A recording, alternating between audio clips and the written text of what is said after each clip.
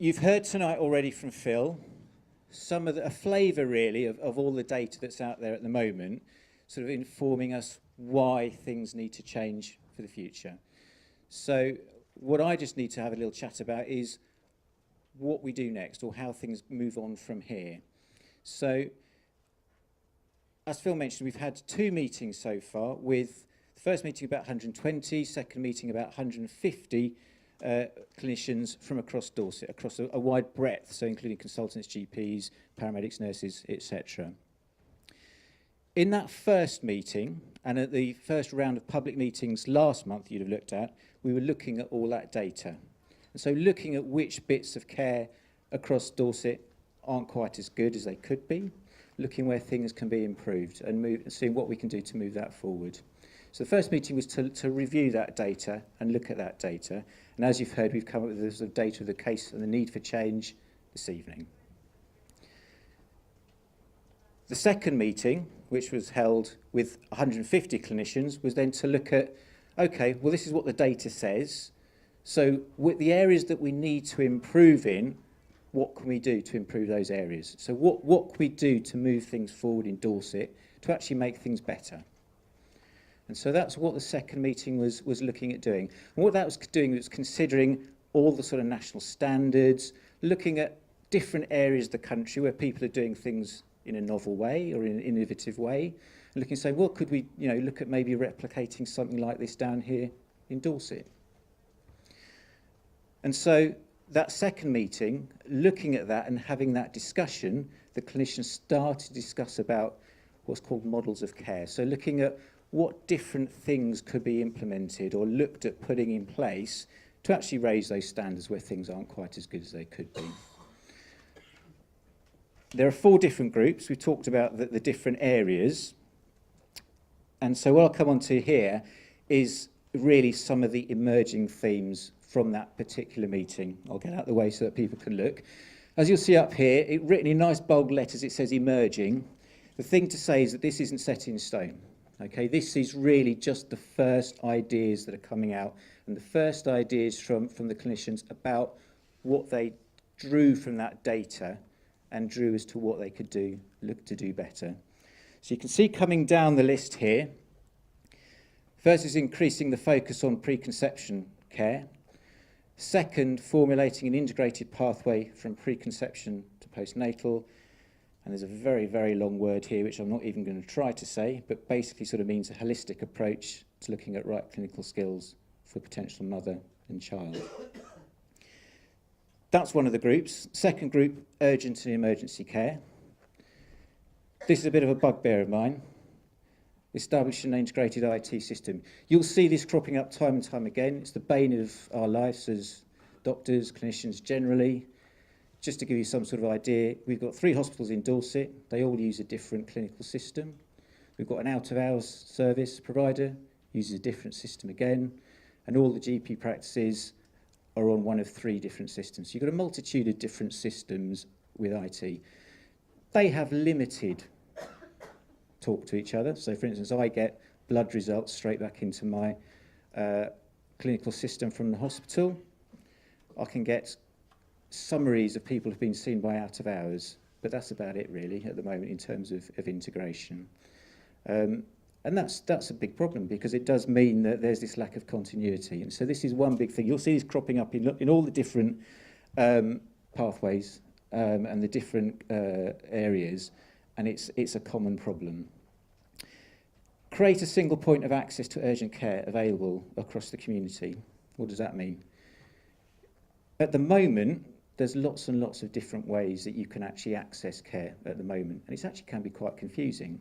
And actually, people don't always necessarily know where the best place to go is, either because the information isn't out there for them to know where to go, or because they see that somewhere is busy, they'll go somewhere else. And so we've already heard about the pressures on ED, A&E, and we've also heard there are pressures really right across the system at the moment.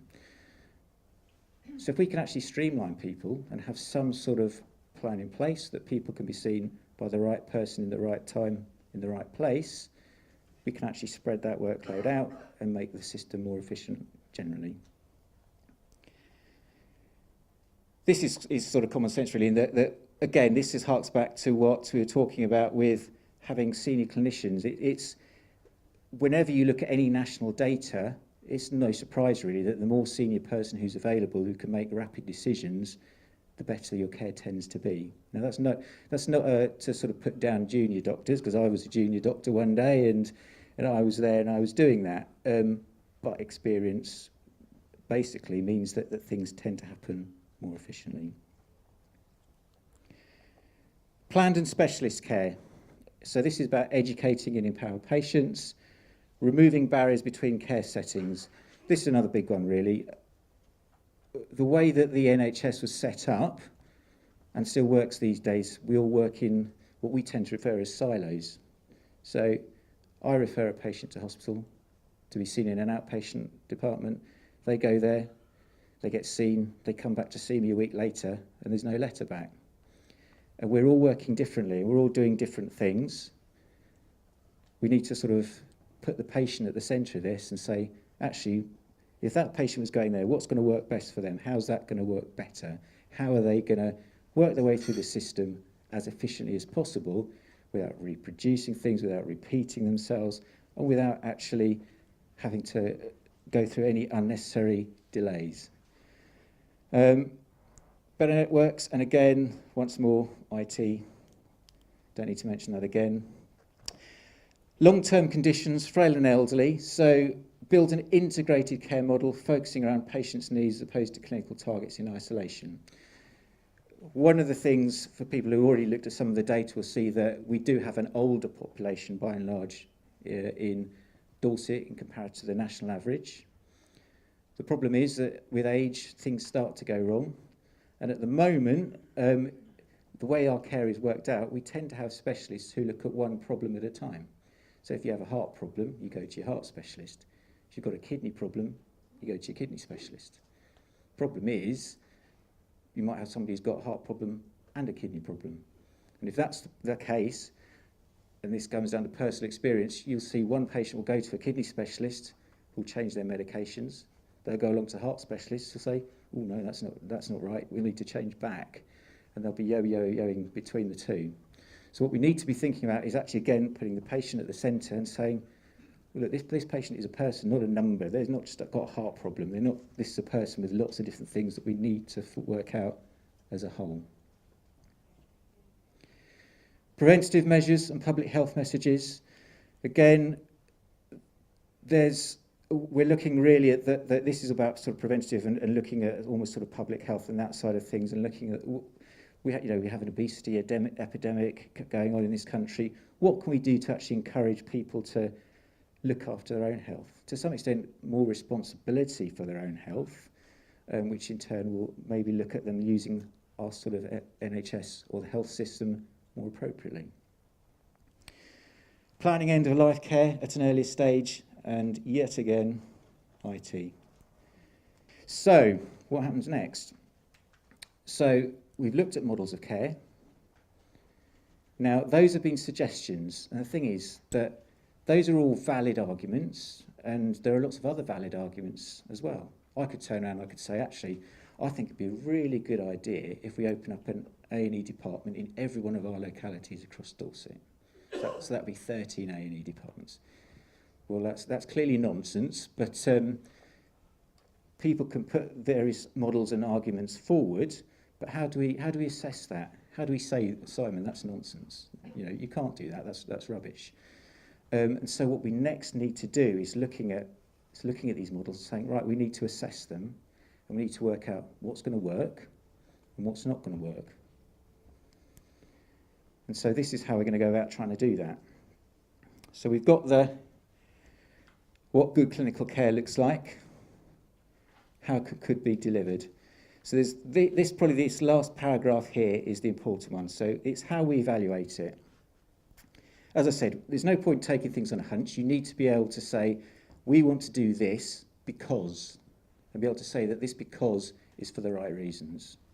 And so what we need is a set of criteria which actually allow us to come to that answer at the end of the day. And those criteria need to be transparent, so everybody needs to know what those criteria are. So it doesn't, we don't want any accusations that we're fiddling it just to get the result that we want to. These need to be transparent criteria that everybody can look at and say, yeah, okay, that's fair enough. That's how you got to the answer that you got to.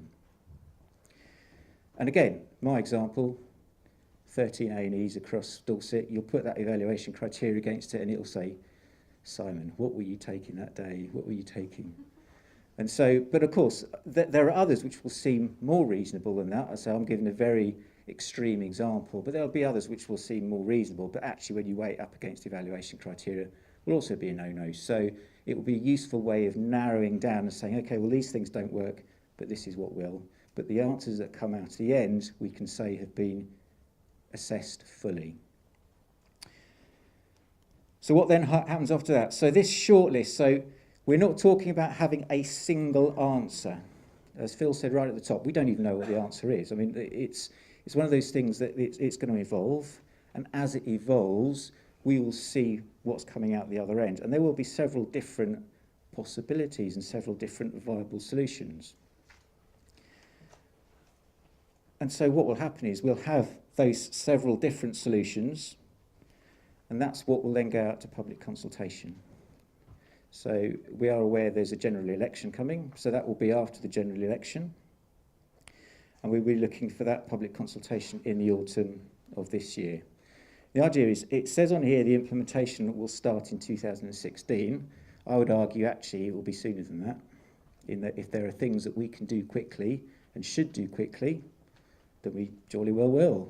And there's no point waiting if there are actually things that can be done sooner than that. A little bit at the bottom here. To receive the consultation document in the summer, please sign up to our health involvement network.